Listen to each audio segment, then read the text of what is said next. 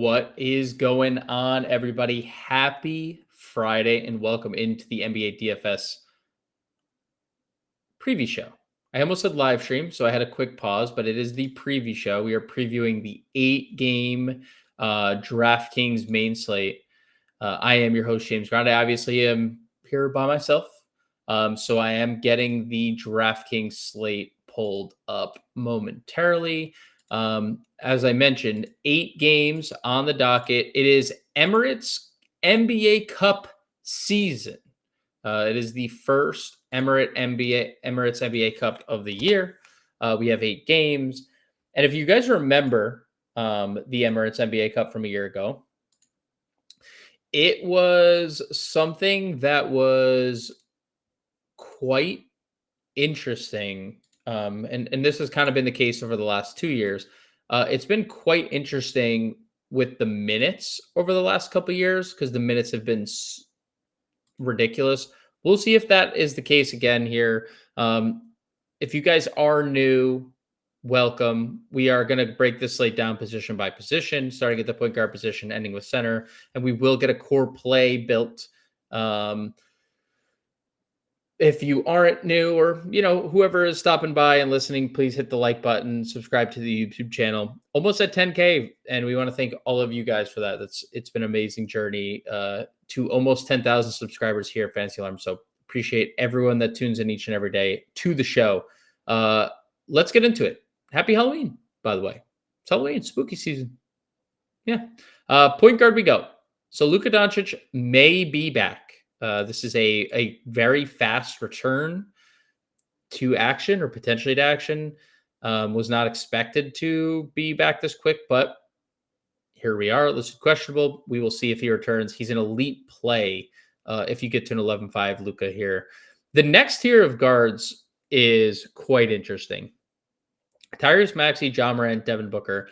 I don't think there's anything wrong with any of them. Maxey has been one of the best players in the NBA through 4 games. So big reason as to why Philly's 4-0. Ja played the most minutes he's played coming in that Phoenix game. He's now top 30 minutes twice over his last 2 games. The first 2 times he's done so this season. And something that hasn't really benefited Ja Morant is the free throws. Free throws are up around the league and Ja's not there yet. I mean, that trend is going to change drastically for Ja. So things are actually going to get better for him. I like the spot against the Lakers.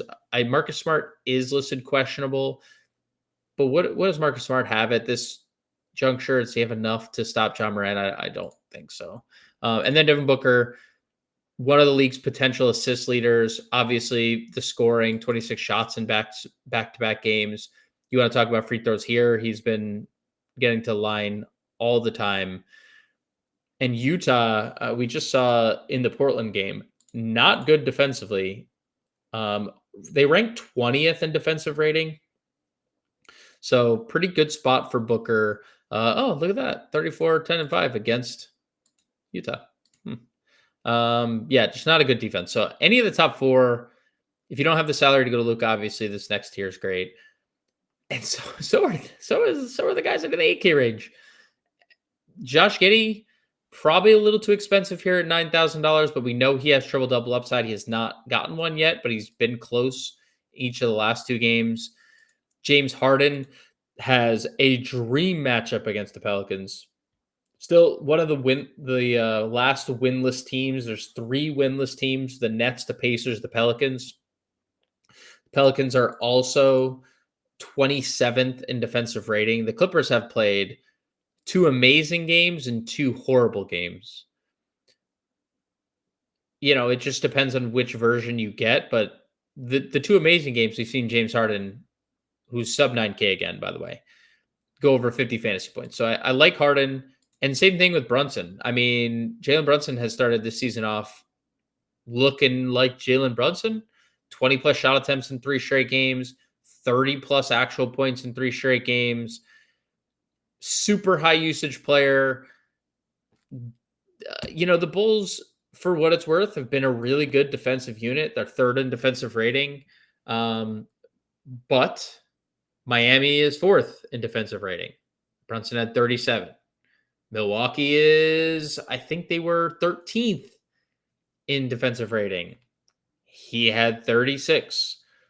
Boston is ninth. Like, three top half defenses, and he's torched all of them. And that's just the player that Jalen Brunson is. So, absolutely fine getting to some Jalen Brunson at $8,600. Let's go below. Jamal Murray is listed questionable calf.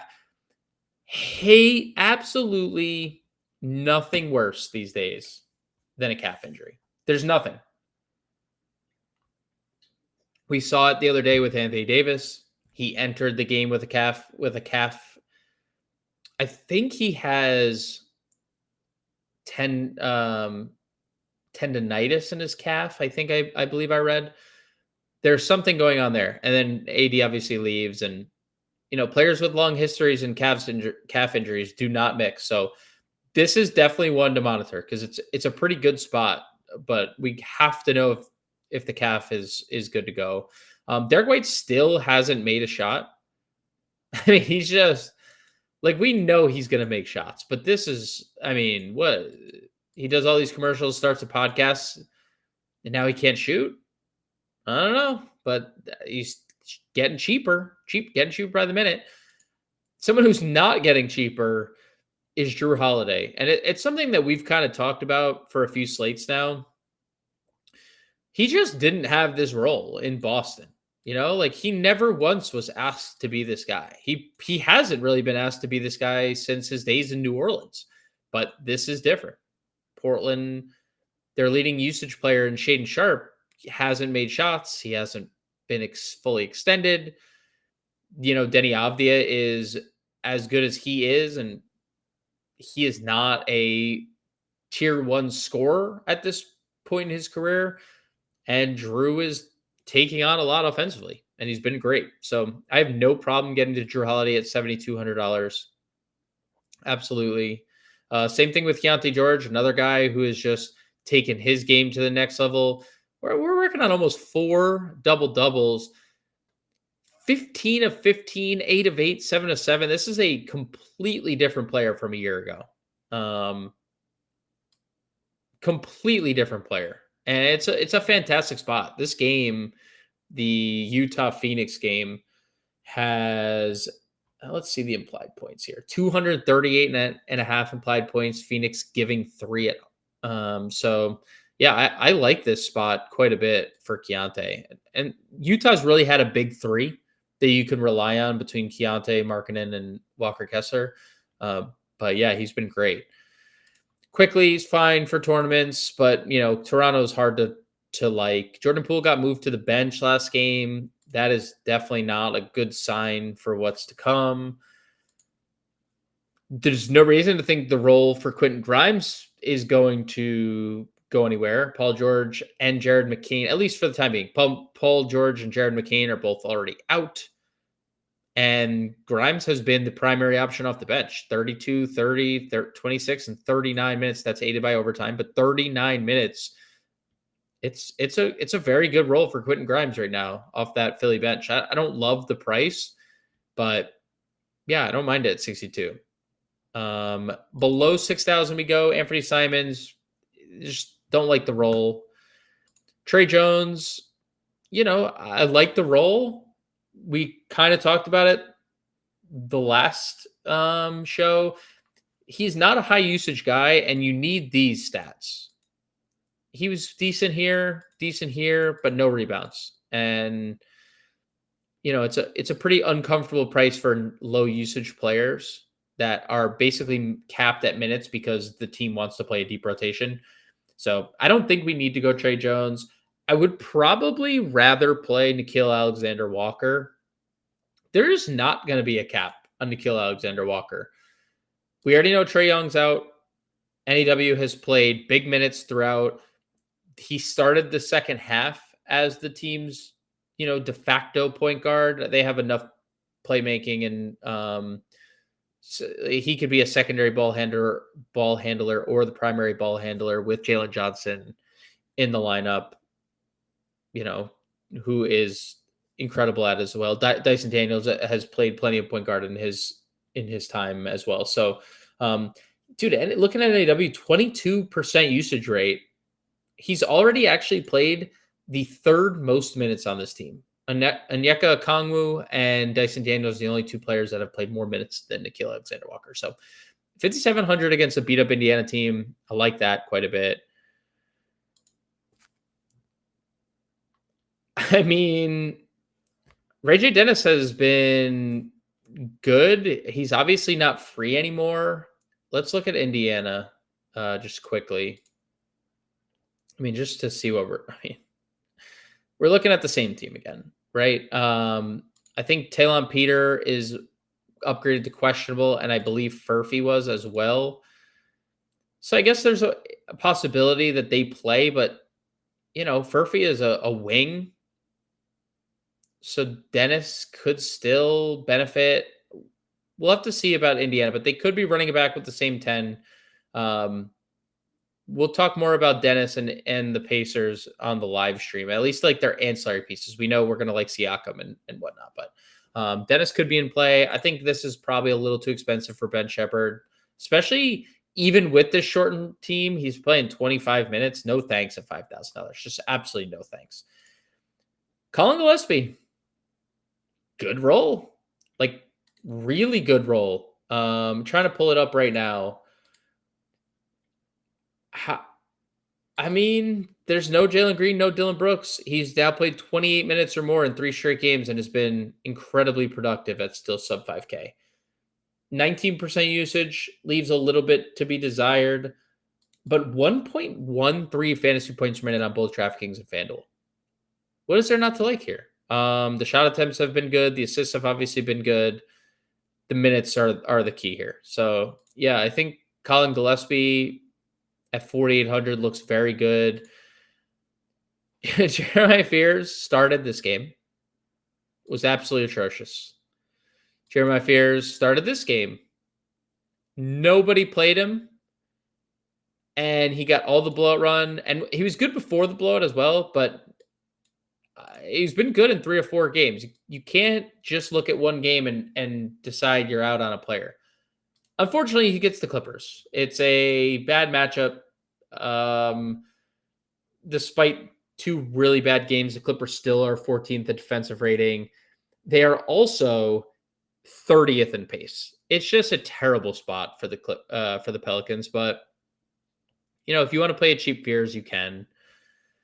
What else at point guard? I mean, Lonzo played 24 minutes, 23 minutes last game. Basically that they told us that was going to be the Lonzo cap. He hasn't really shot the ball well. Donovan Mitchell is listed questionable, so in theory, Lonzo is okay. McClung, I mean, he was in the rotation. Can't really play him.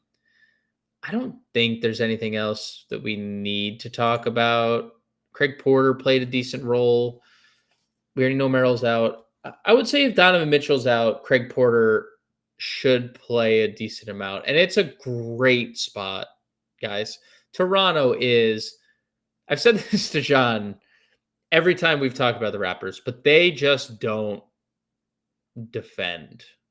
They are going to be a bad team. So TBD on Craig Porter. The role's been fine to begin with, but his role could be on a rocket ship if Donovan Mitchell sits. Let's go to shooting guard, where Austin Reeves has reached the $10,000 marker. And honestly, if Luka does not play, Reeves is worth the price point. Memphis currently ranks a 17th in defensive rating, but they're playing really fast again. They're 3rd in pace. This would be a really, really good pace up spot for the Lakers. They're 18th in pace, 101.5. Yeah, I like Austin Reeves. I don't think you could play it if Luka's back.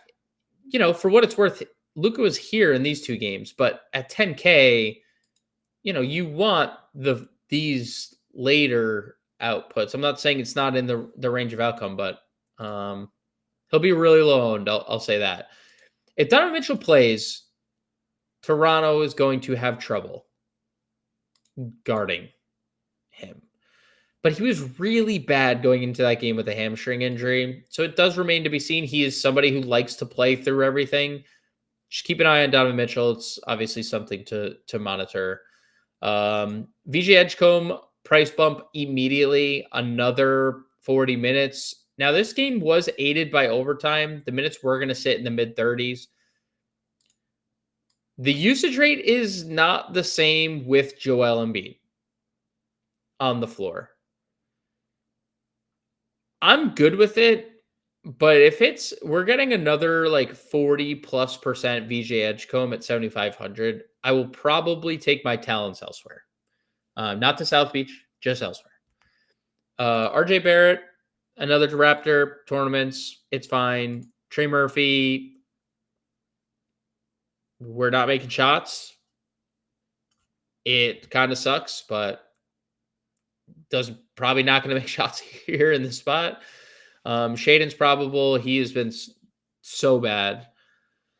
Dyson Daniels 68. Just like there's no usage here. I don't think it gets any better with Trey off the floor. Like there's still Jalen Johnson. There's still KP. NAW with a 22% usage. Sorry, I have something in my eye. That's why I'm itching my eye. Sorry, guys. Sorry. Got to get focused here. Mikhail at 65. He's been really good. Like really, really good. This is a much better version of Mikhail Bridges than we had in his first season with the Knicks. Peyton Pritchard, very easy to get to at 6,400. I actually really like this price for the minutes and the production that we're getting. I mean, he has just been a very good producer while just being a good shooter, right? Like he hasn't shot the ball necessarily. 40% from the floor. He's shooting 19% from three. We know Peyton Pritchard to be a much better player than that. I think he's very easy to get to at $6,400. Grayson Allen should have a monster role again with Jalen Green and Dylan Brooks out. He's going to play all the minutes he can handle. I think that's fine. Cedric Howard at 54. Look, he obviously has been incredible offensively, and the role is only expanding because it should. It's just probably a little bit too expensive, but has already flashed the ceilings. So it's just on like a night-to-night basis. The minutes are already, if he gets thrust into the starting rotation, it's different. But with Jaren and Ja there, it's just a little different. Like he's night to night third at best option with both those players available. Bradley Beal's going to play this game. No real strong takes there. It's a good price, but there's definitely going to be limits if he's just now returning. Io's been good, but I don't think we can go there on this slate. When are they ever going to play Ace Bailey? I don't know. We need to stop this Fee Mihailuk stuff, please. But Utah's been in every game, so it might not stop anytime soon. Talk Lonzo. Quentin Jackson was 18 minutes. Maybe, he's coming back from a hamstring. So it could be just as simple as they're going to extend him more and more as we go here. That's it. I guess we didn't really talk what Denver would do. Bruce Brown is interesting if Jamal Murray were to sit 3,400. Now it's 10 p.m. game, so we're going to have to, that's one of the edges with NBA late swap. You have to be ready to swap and have something available to swap to if you want to wait that out. Because there is the Utah Phoenix game at 10.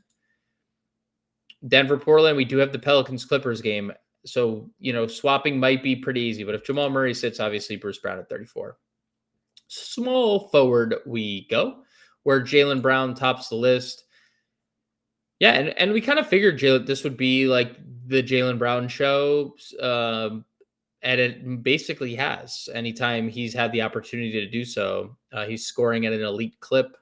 He's been incredibly efficient in doing so while losing his hairline. So it's been quite the interesting season for Jaylen Brown. We'll see when we'll have to watch the flight logs, see when he ends up going to Turkey, see if there's any Turkey narratives floating out there for Jaylen.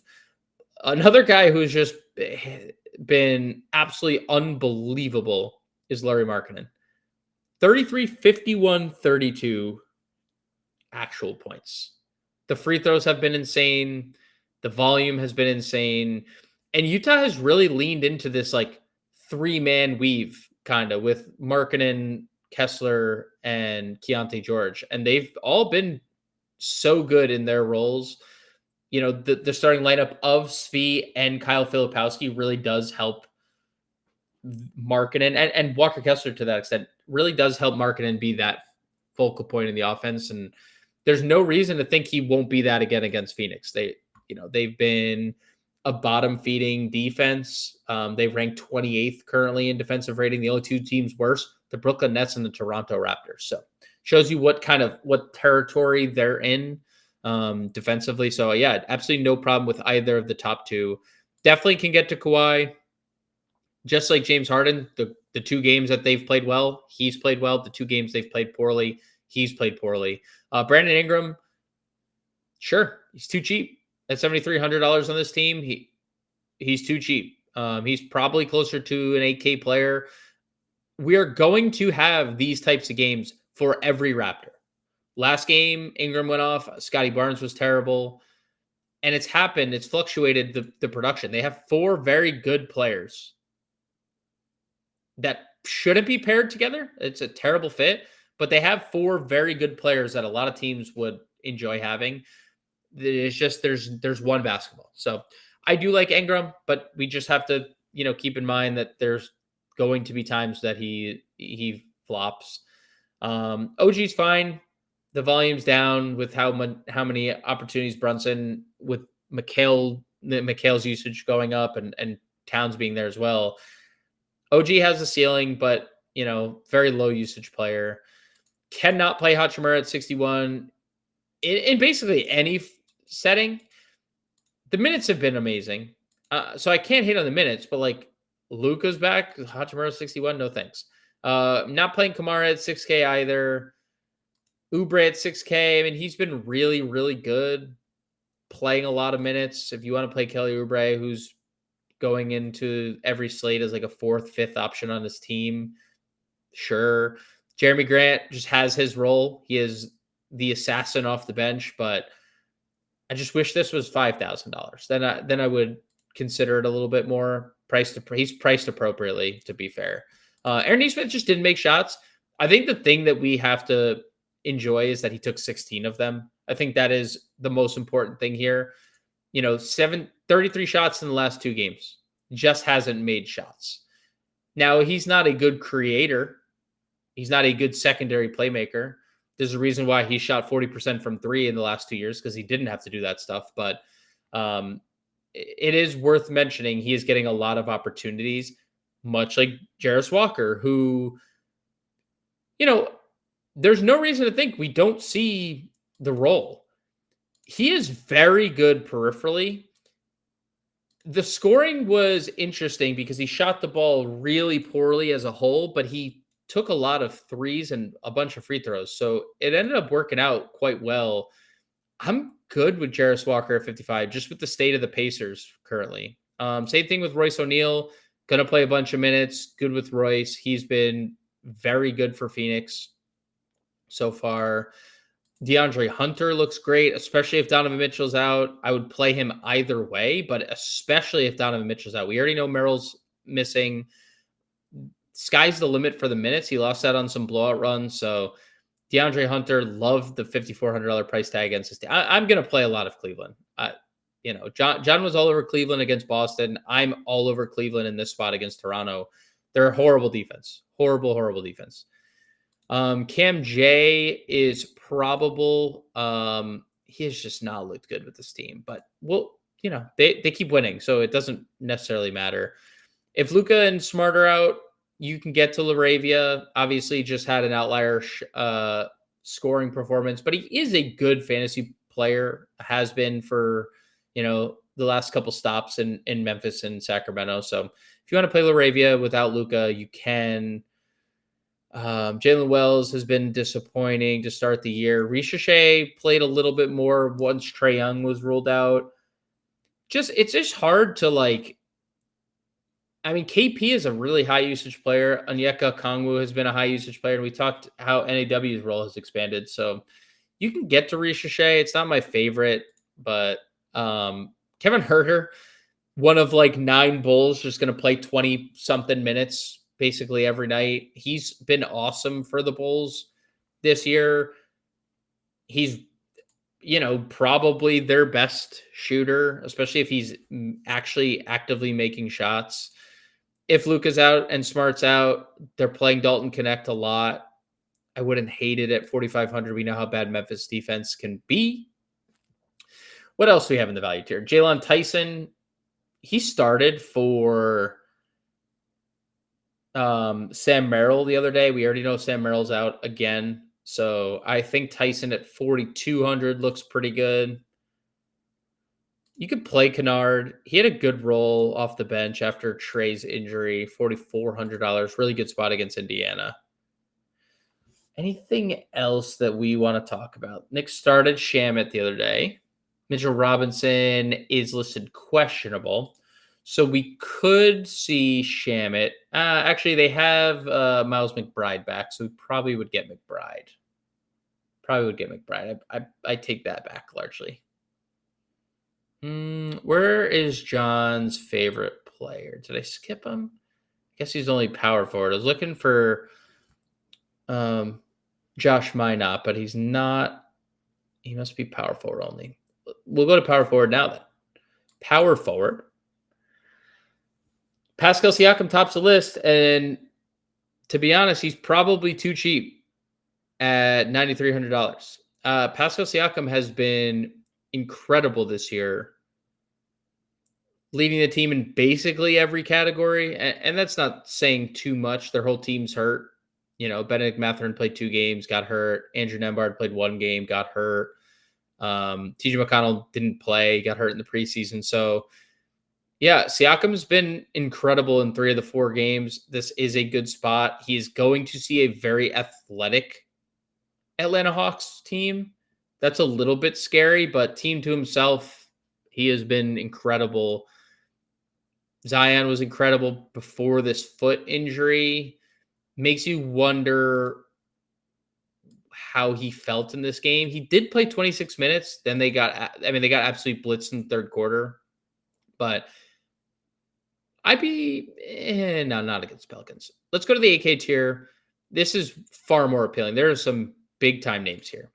Evan Mobley, another really good game. He'll be mega chalk if Donovan Mitchell sits. 8,700 against an elite defense. I'd be okay with Mobley regardless. Jared Allen's also questionable in this game, so you could just get starting Mobley regardless of situation. Maybe they'd start Nance just to stick with the double big lineup, but I guess we'll see what they want to do.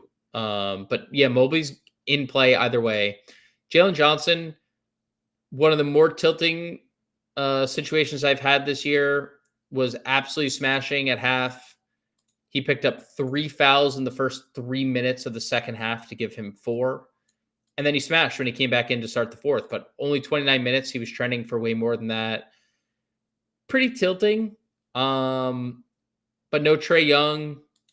I'd definitely be okay with some Jalen Johnson in this matchup against Indiana. I don't know how they're going to match up athletically. He's just too big, too fast, too strong for them.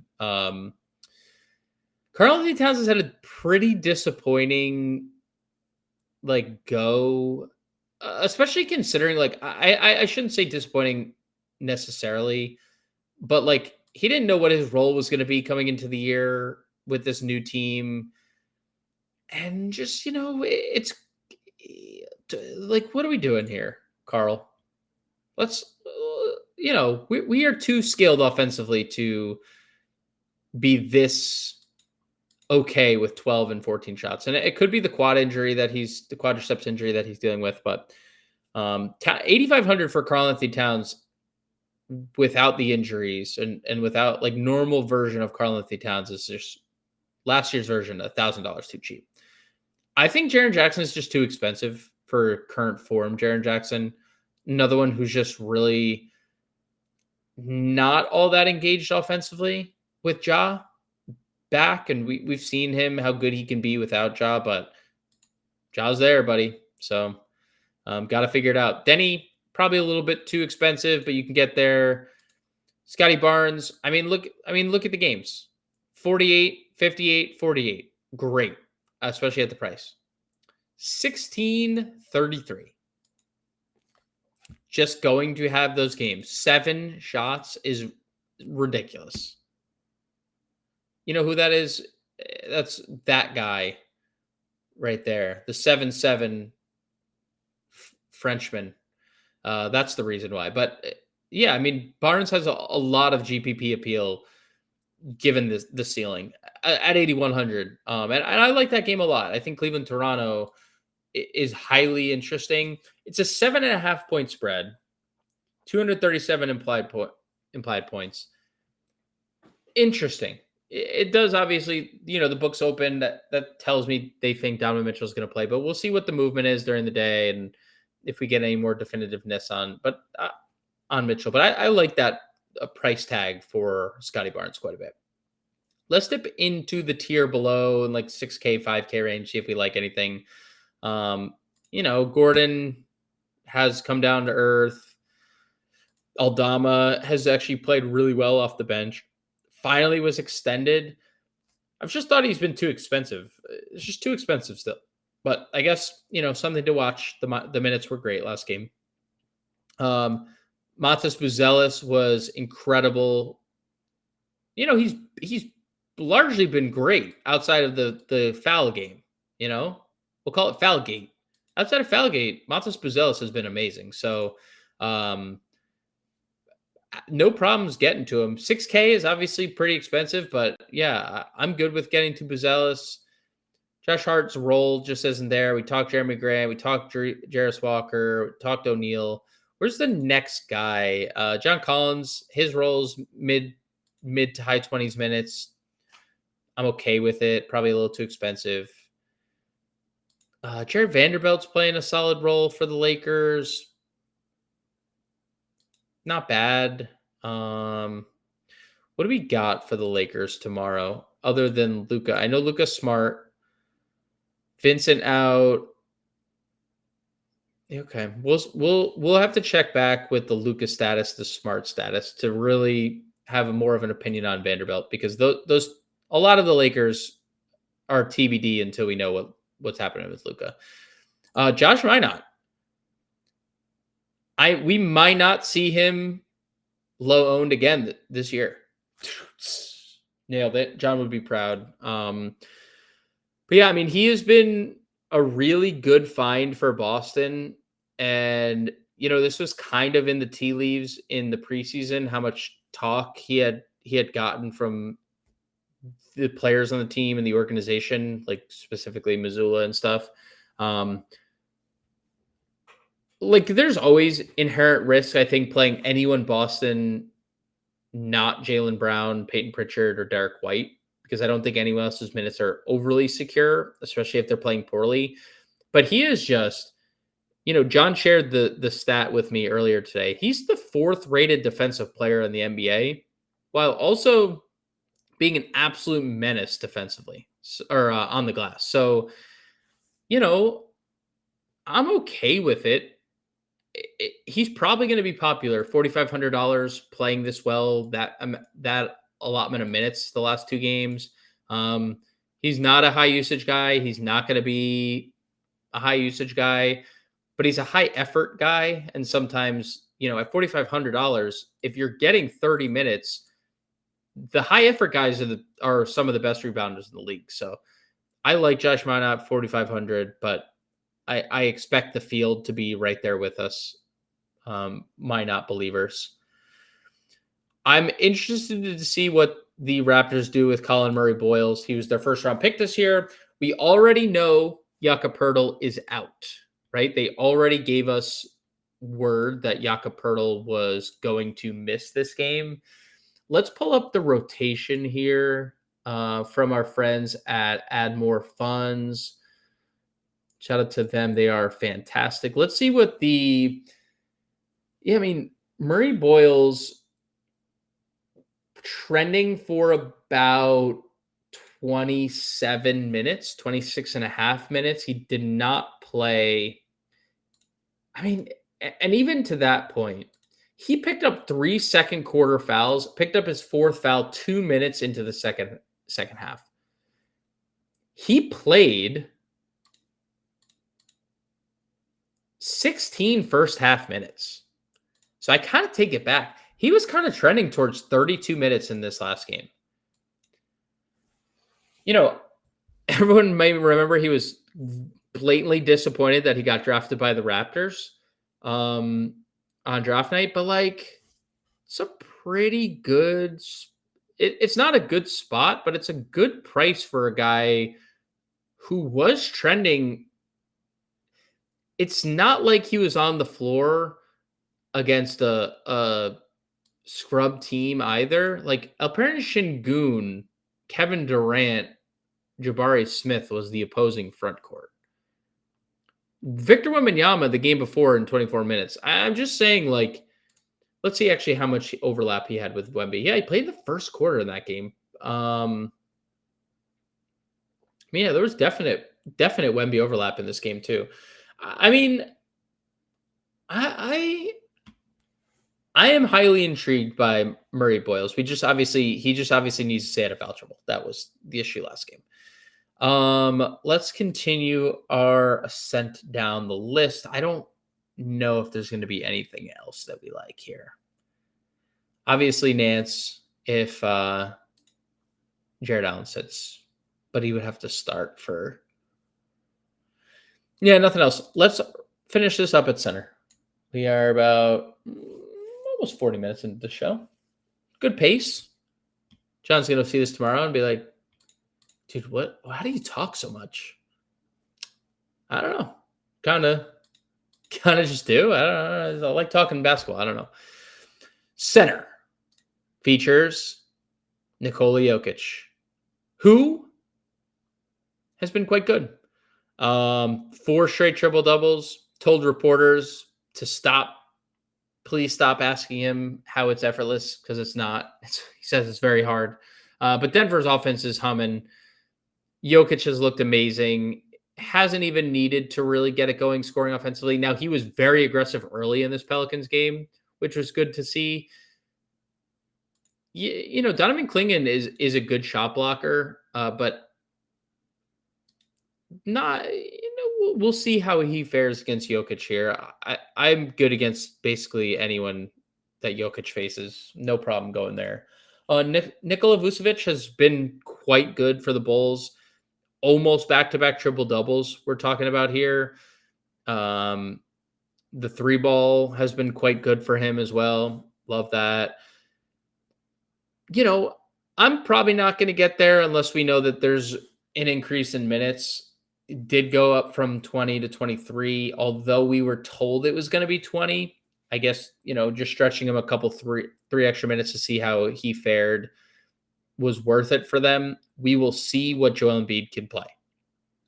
I assume it's a slower ramp, so from 23, possibly 25, but we will see. Nick Nurse has let us know, shout out Donovan Mitchell, before every slate. So we should know prior to the game what the Embiid minutes are going to look like. Not playing 8 in the 76 unless Luka's out, but even that I think is probably a little too expensive. The Mark Williams role has been fascinating because he has been incredible, and they had told us he was going to open the year on some type of limit. Limit no more. 28 and 31 minutes for Mark Williams. He had a 23% usage rate in the game against Memphis. He had a 25% usage rate in the game against Utah. He's just been really good, which has largely been the case for Mark Williams when he's been able to stay healthy. Um, so yeah, I have no issues getting to Mark Williams at 7,400, especially if this is going to be the role, right? 23 to 25% usage. So, just averaging 24% usage rate, 20-point double doubles in back to back games. Obviously, some of this peripheral stats are a little bit of an aberration, but yeah, have to like the role Mark Williams has found himself in. Zubats, course, he has a ceiling. He's still the dominant member of this split when there's competitive games. I don't know if that is going to be one, but we know it can be. Porzingis has been really good when on the floor. He's just gotten massive foul trouble in this game, but he has now played back-to-back games. I'm expecting, he could play 30 minutes here. Again, just gotten big foul trouble, was great everywhere, basically. So love KP without Trey. Walker Kessler's another guy that's playing fantastic basketball, making threes, a little more shot volume the last few games. We know about the rebounding and the blocks. So love Kessler in that game. No matter who has been in and out, Onyeka Okongwu has been on the floor a lot. I think it's fine. He's been good. He's been really good at this price. So if you want to play Okongwu, by all means, do it. Klingen's minutes are fine.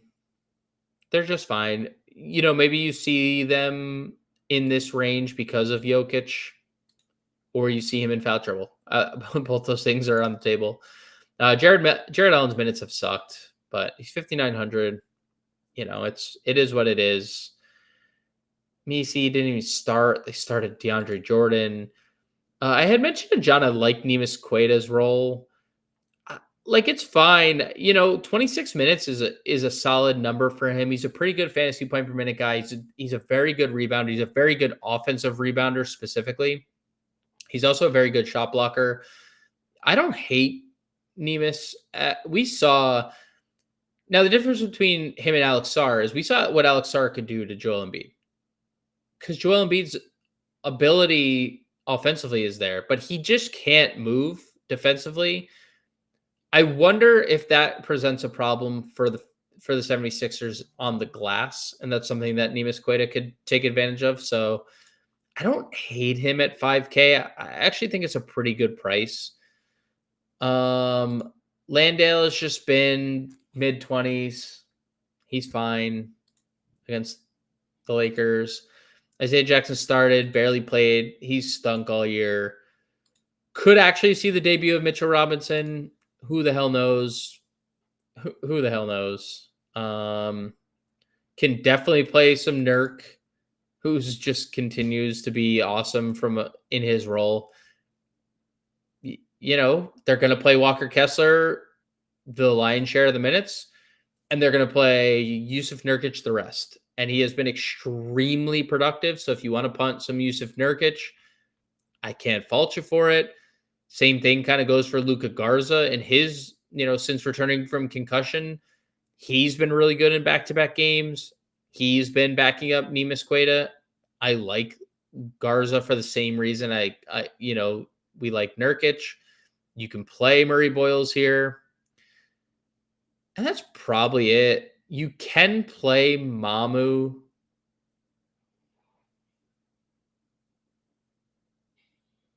I like Mamu Kelishvili has been good for them. Just the minutes are just everywhere he goes so inconsistent. So probably can't do it. Yeah, that's probably it. All right, let's get a lineup built. We are going to do a core play lineup or just a core plays for all those that are tuning in for the first time. Excuse me while I drink some water. All right, let's get a lineup built here. What do we like? We liked Cleveland. I want to play some Cleveland here. I think DeAndre Hunter is honestly the first place I'm going to go. I'm super confident in the role currently, and it's only going to get better if Donovan Mitchell's out. We're going to play Josh Minot, pay homage to John for not being here. I kind of also like Murray Boyles. You know, we already know that Jakob Poeltl's out. He was pacing for 32 minutes, guys. Like, it's so good. We could go Jokic here, and obviously you guys, if you guys have watched this for long enough, probably going to have Jokic in the evening in our live stream lineup, which we'll have at 5 p.m. Eastern Standard. I'm gonna go Devin Booker here. That game is incredibly appealing. Incredibly appealing. Might be the best game on the board. Could be the best game on the board. It's kind of why I want to play Keontae as well. 6,900. Yeah, we'll leave it there at $6,600 a player. We'll finish the lineup and get it in the Discord. You guys can find the Discord link in the comment section below of this video. We will be live for the final time, breaking down the Emirates NBA Cup 8-game slate on DraftKings at 5 p.m. on this here YouTube channel. Big shout out to all of you for tuning in, and everyone, happy Halloween and stay safe this weekend. We'll catch you guys later.